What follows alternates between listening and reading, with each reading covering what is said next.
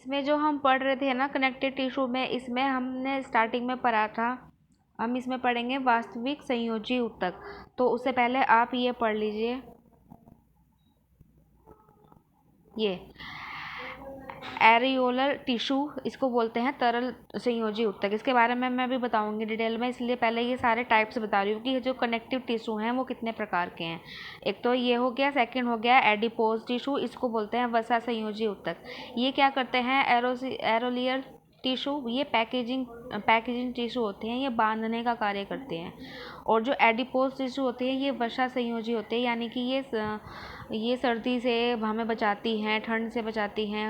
हमारी जो skin layer होती है ऊपर की, उसको क्या करती हैं, आवरण का कार्य करती हैं एक तरीके से। टेंडर टिश्यू कटरा, ये क्या है, मांसपेशी को अस्थि से जोड़ती हैं। और जो ये हमारी लिगामेंट्स है, स्नायु, ये क्या करती हैं, अस्थि को अस्थि से जोड़ने का कार्य करती हैं। लिम्फ्स हमने पढ़ा है, लसीका, ये तरल पदार्थ है, इसमें प्लाज्मा और WBC का निर्माण होता है, ये हम पढ़ चुके हैं। बोन हमने पढ़ लिया, अस्थि और कार्टिलेज हमने पढ़ लिया है क्या है, ठीक है। ब्लड भी हमने पढ़ लिया है, उसके अंदर हमारी WBC RBC पढ़ते हैं। अब हम इसमें ये हमने कनेक्टिव टिश्यू इतनी सारी पढ़ लिया, अब हमारी रह गई है तरल और वसा संयोजी ऊतक, ये हम ये पढ़ेंगे यहाँ से, ठीक है।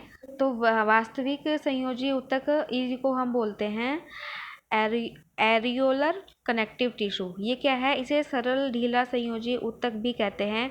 ये हमारी 3 प्रकार की होती है। एक तो वाइट कोलेजन फाइबर, ये कैसी होती है, ये श्वेत लोच रहित तंतु होते हैं जो कि कोलेजन नामक प्रोटीन के बने होते हैं। ये किसके बने होते हैं, कोलेजन नामक प्रोटीन के।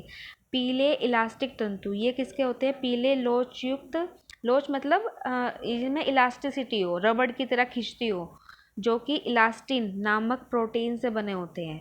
श्वेत रेटिकुलर तंतु, ये जाली के समान परस्पर एक दूसरे से गूंधे रहते हैं, ये लोच रहित हैं और रेटिकुलस नामक प्रोटीन से बने होते हैं, ठीक है। ये देखो, ये हमारा यहाँ पे कोलेजन तंतु है। इसके बाद मास्ट कोशिकाएं हमारी किस में पाई जाती हैं, ये हमारे वसा कोशिकाएं हैं जो हमने पढ़ी थी। यहाँ पे मेन जो हमारी क्या है, ये वसा कोशिकाएं हैं, ठीक है। और इसमें मेटाफेज स्टेज दिखाई हुई है। मेटाफेज स्टेज में ये हमारा कोलेजन तंतु है, ठीक है। ये हमारा इलास्टिक तंतु है, यानी कि ये रबड़ की तरह इस तरह से खिंच के लंबा इधर उधर बढ़ सकता है। फाइब्रोब्लास्ट प्रोटीन, यह फाइब्रोब्लास्ट है हमारा, केशिकाओं की एंडोथीलियल, ये क्या है, हमारी एंडोथीलियम है। और ये हमारी इसके अंदर क्या होती है, केशिकाएं पाई जाती हैं। रुधिर नलिकाएं, ये हमारे ब्लड वेसल्स हैं जो हमारे रक्त का आदान प्रदान करती हैं। अरेखित पेशी कोशिकाएं, अरेखित पेशी कोशिकाएं हम अभी आगे पढ़ेंगे। लिम्फोसाइट्स, ये भी हम आगे पढ़ेंगे। ये डायग्राम आपको बनाना है इसमें, ठीक है। नेक्स्ट हम पढ़ेंगे वसा, एडिपोज कनेक्टिव टिश्यू। ये हमारी इसके आधार द्रव्य में मुख्य कोशिकाओं के रूप में वसा कोशिका या एडिपोसाइट्स होती है, जिनमें वसा संग्रहित रहता है। ये हमारी जो बाहर की लेयर होती है यहाँ पे, इसके नीचे क्या होती है, वसा कोशिकाएं होती हैं।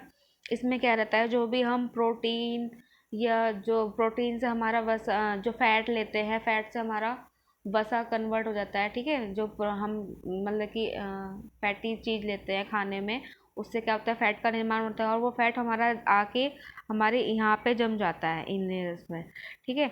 तो ये व्हेलर का ब्लडर ऊँट की कूबड़ में पाया जाता है ये, ठीक है। मैरिनो भेड़ की मोटी पूंछ मुख्यतः वसा में संयोजी ऊतक की बनी होती है। मनुष्य में यह उदर के निचले भाग में, हमारा जो स्टमक होता है और जो हमारे हिप्स होते हैं, जांघ्स होती हैं, कंधे होते हैं, नेत्र गोलकों के चारों ओर अधिक मात्रा में पाया जाता है। यहाँ पे सबसे ज़्यादा फैट मिलता है हमारी बॉडी में, ठीक है।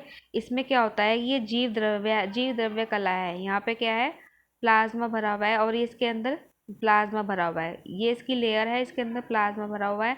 वसा संचयी केंद्र, और इसके अंदर हमारा वसा फैट रहता है। ये देखो, एक कक्षक के रूप में बन रहा है पूरा। और इसके यहाँ पे ये चारों तरफ ये इसी तरह से फैट कोशिकाएं बनी हुई है ये, और ये इसका केंद्रक है। यहाँ पे ये केंद्रक बने हुए हैं जगह जगह। रुधिर वाहिनी, इसमें बीच बीच में यहाँ पे ऐसे प्रेजेंट रहती है रुधिर वाहिनी।